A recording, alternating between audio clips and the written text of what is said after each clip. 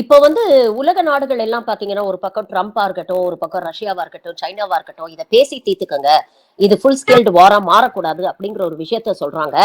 பாகிஸ்தான் சேர்ந்த தலைவர்கள், அவங்க பிரதமர், ராணுவ வீரர் தளபதி எல்லாம் வந்து நேத்து என்ன சொல்லியிருக்கிறாங்க அப்படின்னு பாத்தீங்கன்னா, இதற்கு மேல இந்தியா தன்னுடைய தாக்குதலை நிறுத்திக் கொண்டால் பாகிஸ்தான் ரியாக்ட் பண்ணாது அப்படிங்கிற அளவுக்கு சொல்லியிருக்கிறாங்க. பாகிஸ்தான் இந்தியாவ பார்த்து பயந்துருச்சு அப்படின்னு எடுத்துக்கவா?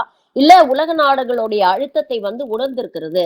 இப்போ ஃபுல் ஃபிளெட்ஜ்ட் வார் வந்தா இந்தியாவ விட பாகிஸ்தானுக்கு தான் ஏகப்பட்ட நஷ்டம் அப்படிங்கிற ஒரு விஷயத்தை உணர்ந்து பாகிஸ்தான் இப்படிப்பட்ட ஒரு அறிக்கையை வெளியிட்டிருக்காங்கன்னு நம்ம எடுத்துக்கிறதா? இது ஃபுல் ஸ்கேல் வாரா மாறதுக்கான வாய்ப்புகள் இருக்கா? ஏன்னா இங்க வார் ட்ரில் பண்றாங்க, பிளாக் அவுட்லாம் பத்தி மக்களுக்கெல்லாம் வந்து அறிவுறுத்துறாங்க அப்படிங்கும் பொழுது, இது அடுத்த கட்டத்துக்கு நகர்றதுக்கான வாய்ப்புகள் இருக்கா? நீங்க எப்படி பாக்குறீங்க? இது வந்து எல்லாத்தையுமே நீங்க கேட்டு படிக்கணும். ஏன்னா in love and war everything is ஃபேர்னு சொல்லுவாங்க. அதனால அவங்க என்ன வேணாலும் சொல்லுவாங்க. ஆனா நடக்கிறது வேற.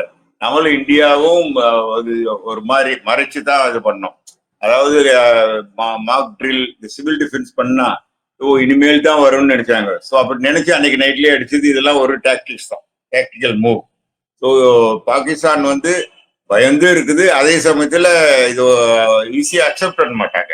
அதனால உலக நாடுகள்ல எதுக்காக இப்ப இந்தியா பண்ணு சரின்னு சொல்றாங்கன்னா, தீவிரவாதத்தை ஒழிச்சுட்டாங்க அதுக்காக வேண்டி.